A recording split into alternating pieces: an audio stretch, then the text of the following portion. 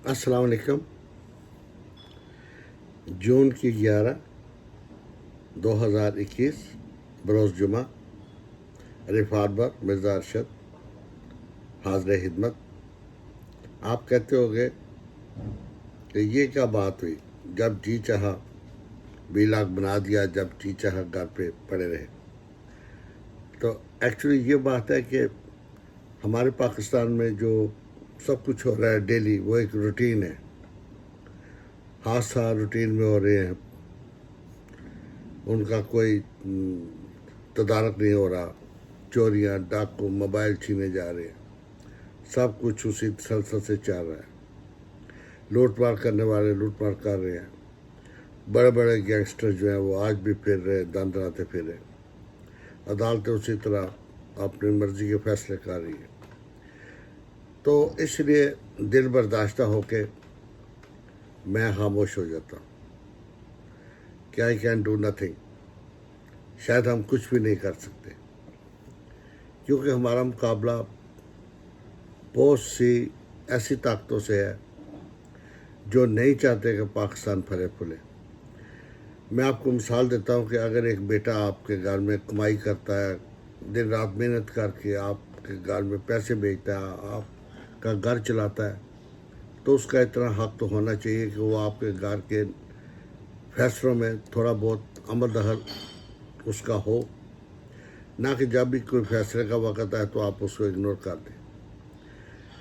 تو آج یہ جو 73 سال لانگ پیریڈ آف 73 ایئرس کے بعد پاکستانی ان لوگوں کو جو اپنے ملک کے لیے، اپنے گھر والوں کے لیے روزی روٹی کمانے کے لیے اپنا ملک، اپنا کلچر، اپنا رشتہ داری سب کچھ چھوڑ چھاڑ کے باہر آتے ہیں اور دن رات کام کاج میں مصروف ہو کے پیسے بنا کے پیچھے بھیجتے ہیں اپنے ملک میں، اور جب بھی وقت آتا ہے کوئی فیصلہ کرنے کا، کہ جب حکومت بنانے کا وقت آتا ہے، الیکشن کا وقت آتا ہے، تو ان بیچاروں کو پوچھے ہی نہیں جاتا، ان کو پاکستانی سمجھے ہی نہیں جاتا۔ یہ کتنے ظلم کی بات ہے کہ جب بھی آپ کو ڈالر چاہیے تو آپ کہیں جی یہ ہمارے بھائی ہیں، ہمارے پاکستان کو شیئر کریں، اور جب حکومت بنانے کا وقت آئے تو ان لوگوں سے پوچھے ہی نہ جائے، ان کو پاکستانی تسلیم ہی نہ کیا جائے کہ یہ بھی کو پاکستان کا حصہ ہے، یا پاکستان کی بہتری کے لیے، اپنے بال بچوں کی بہتری کے لیے۔ دیکھیں، اگر ایک کنبہ اچھا وقت گزارتا ہے تو پورا پاکستان جو ہے وہ اچھے وقت میں داخل ہو جاتا ہے۔ اگر ایک گھرانہ غریب ہے تو سارا پاکستان سمجھے غریب ہے۔ تو اب بات یہ ہے کہ یہ جو اپنے پرائم منسٹر صاحب نے یہ کیا ہے کہ جتنے بیرون ملک پاکستانی ہیں وہ ووٹ کاسٹ کر سکتے ہیں، تو سب سے پہلے ہم سب کو یہ ویلکم کرنا چاہیے، خوشی سے تالیاں بجانی چاہیے، ان کو اپریشیٹ کرنا چاہیے، تاکہ دوسرے جو ہیں حکمران جنہوں نے یہ کام نہیں کیا، شاید وہ تھوڑے شرمندہ ہو جائیں کہ ہمیں 73 سالوں میں یہ کام کر دینا چاہیے تھا۔ اب یہ جو بیرون پاکستانی ممالک میں پاکستانی ہے، میرا خیال ہے ہم سب کا یہ فرض بنتا ہے کہ پہلا ووٹ جو کاسٹ کریں وہ اس جماعت کو کریں جس کے سربراہ نے ہمیں یہ فیسلٹی دی۔ آئندہ کی ووٹنگ کی بات آئندہ کے لیے چھوڑ دیں، لیکن یہ میری ایک ہے کہ جو احسان کرتا ہے اس کو احسان کا بدلہ تو دیا جائے، تو ہم ووٹ سے ہی بدلہ چکا سکتے ہیں کسی جماعت کا، کسی لیڈر کا۔ تو اگر یہ عمران خان صاحب نے یہ بیرون ممالک پاکستانیوں پر یہ سمجھ کے کہ یہ بھی پاکستانی ہے ایک احسان کیا ہے، تو ہمیں بھی چاہیے کہ اس احسان کا بدلہ اس الیکشن میں چکا دیں۔ اب بات آتی ہے امپلیمنٹیشن کی۔ تو دیکھیے، ہر حکومت جو بھی کام کرتی ہے نا وہ گڈ فیتھ میں کرتی ہے، آپ یہ سمجھ لیں۔ اگر حکومت کرپٹ نہیں تو، اگر کرپٹ ہے تو گڈ فیتھ یہ ہوگا کہ ایسا کام شروع کرو جس میں سے 75 روپے ہماری جیب میں اور 25 عوام پہ لگ جائیں، اور عوام بھی مطمئن کہ کچھ ہو رہا ہے کام، اب یہ نہیں پتہ کیا ہو رہا ہے۔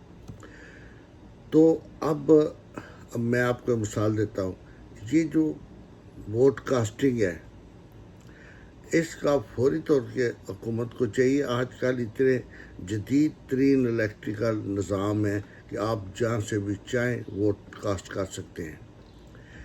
دیکھیں، اگر میں اپنے موبائل فون سے اپنا بینک اکاؤنٹ اوپن کر کے اس کا بیلنس دیکھ سکتا ہوں، اس کے روپے ٹرانسفر کر سکتا ہوں، تو میں ایک ووٹ کاسٹ کیوں نہیں کر سکتا؟ لیکن اگر وہاں پہ کوئی ہیرا پھیری نہ کرے کوئی ڈپارٹمنٹ، ہیرا پھیری سے مراد یہ ہے، ایک دفعہ حکومت نے کہا کہ یہ جو بی اے پاس بے روزگار نوجوان ہیں ان کو یوٹیلیٹی شاپ دی جائے. بڑی خوشی ہوئی جب اندرون دیکھا کہ ہو کیا رہا ہے، تو وہاں سب کچھ ٹھیک تھا کہ اس کے پاس سرٹیفکیٹ ہو، بی اے کی سند ہو، ساتھ لگا، اسے فوری طور پہ یوٹیلیٹی شاپ دے دی جائے. لیکن لکھا تھا لوکیشن جو ہے وہ جو سلیکٹ کرے اس سے 1.5 میل کے ریڈیس میں، یعنی کہ اس طرح 1.5 میل کے ایریا میں دوسری شاپ نہ ہو. تو جو انٹرسٹڈ بندہ تھا، میں اور وہ، ہم دیکھتے 1.5 میل دیکھتے، شاپ ہم جنگل میں چلے گئے. یہ تھا ایک ٹیکنیکل نقطہ جو اس آفیسر نے یا ان لوگوں نے جو نہیں چاہتے تھے کہ کوئی عوام کا بھلا ہو، انہوں نے ڈال دیا. اور اس وقت کا جو بھی پرائم منسٹر، پریزیڈنٹ جس سے یہ قانون بنایا، وہ یہ پوائنٹ نہیں سمجھ سکا کہ اس کو میں کاٹ دوں. یہ 1.5 میل کے ریڈیس سے جہاں مرضی وہ کھول لے، عوام کی بھلائی ہے نا. محلے میں 4 دکانیں ہوں گی تو کیا عوام کی بت نہیں ہے؟ لیکن اس ایک نقطے نے کسی بھی بی اے پاس لڑکے کو وہ نہیں لینے دی. رمضان سے پہلے پرائم منسٹر صاحب نے کہا کہ میں سستی چیزیں یوٹیلیٹی شاپ پہ دوں گا. لیکن آپ نے دیکھا وہاں لائنیں کیوں لگی ہوئی تھی؟ بازار میں لائنیں کیوں نہیں تھی؟ آپ نے چینی بازار سے لینی ہے، آپ جائیں جتنی مرضی چینی لے لیں، کوئی لائن نہیں، دکاندار بیٹھا ہے ویلکم کر رہا ہے. یوٹیلیٹی شاپ یہاں پہ پرائم منسٹر نے کہا کہ ان روزہ داروں کو چینی ملے گی، وہاں سے چینی جو ہے وہ نہیں مل رہی. لائنیں کیوں لگی ہوئی؟ اس لیے پرائم منسٹر کا ان کو 2 چینی، یہ نہیں کہا کتنی دو. اور جو اندر بیٹھے ہوئے لوگوں انہوں نے کہا جی 2 کلو سے زیادہ نہیں ہم دیں گے. اب ایک کنبے کے لیے 2 کلو بار بار آنا پڑتا تھا، لائنیں لگ گئی. اگر ایک شخص کو پورے ماہ کے لیے چینی دے دو، اسے دوبارہ کیوں آنا ہے؟ لیکن نہیں، نیچے آ کے وہ تمام جو اسکیم تھی وہ فیل ہو گئی. اس لیے کہ کسی نے مڑ کے دیکھا نہیں کہ بھائی ہم نے قانون تو پاس کر دیا، کیا عوام کے پاس یہ سہولت پہنچ بھی رہی ہے یا نہیں؟ اگر پہنچے تو پھر یہ لائنیں کیوں ہیں؟ بازار میں لائنیں کیوں نہیں؟ اگر چینی کمی ہے تو بازار میں کیوں نہیں کمی؟ یوٹیلیٹی شاپ پہ کیوں کمی ہے جو حکومت کی دکان ہے؟ دس از دا فیکٹ.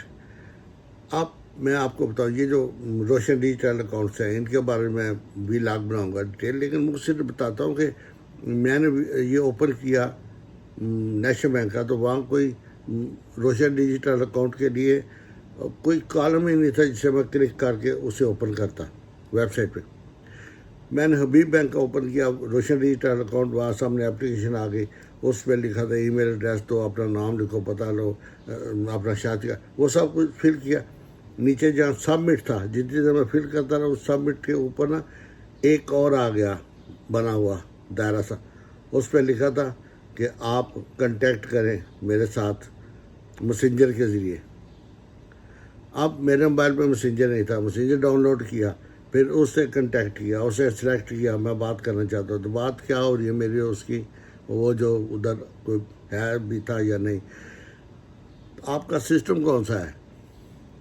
آپ کس سسٹم سے بات کر رہے ہیں؟ اب بھائی میں کوئی الیکٹرک انجینئر جو مجھے پتا ہو کہ میرا کمپیوٹر میں کون سا سسٹم چل رہا ہے، یا یہ جو موبائل ہے اس کے اندر کیا سسٹم ہے. اب تم نے روشن ڈیجیٹل اکاؤنٹ میرے پیسے جمع کرنے، تمہیں سسٹم کا کیا پڑا ہے؟ ڈسارٹ میں نے بند کر دیا.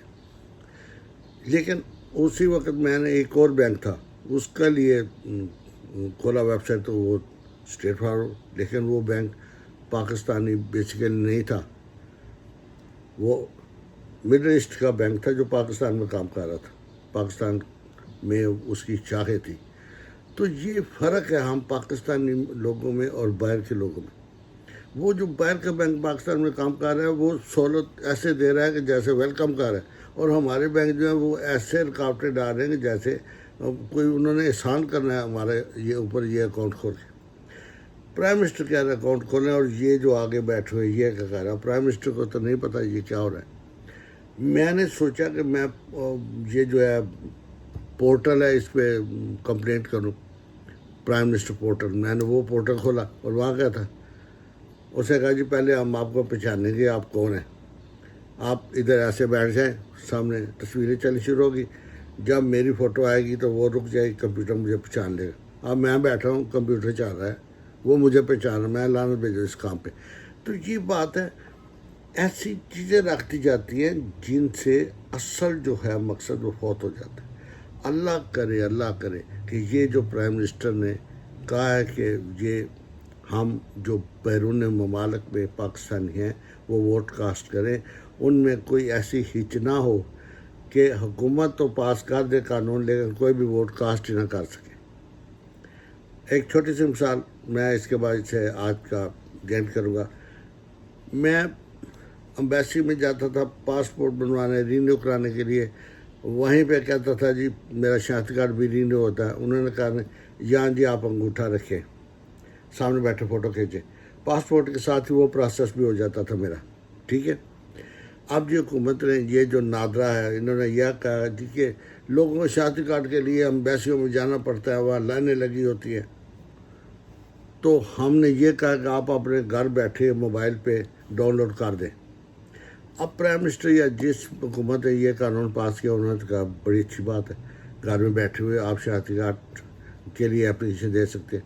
لیکن یقین مانیے کوئی بھی بندہ یہ جو بیٹھے ہوئے نا, یہ میرے سامنے ایک بھی بندہ اپلائی کر کے دکھا دے گھر سے. کیوں؟ موبائل پہ وہ کہتے ہیں جب آپ آن کریں گے نا تو وہ کہیں گے فوٹو آپ کی اتنی ہونی چاہیے. آپ کو سسٹم پتہ ہی نہیں فوٹو اتنی چھوٹی بڑی کیسے کرنی ہے. یہ جو آپ کا سسٹم ہے یہ فلاں ہونا چاہیے. ٹھیک ہے. آپ کو نہیں پتہ, آپ تو ویسے ہی فون لیتے ہیں کام کرتے.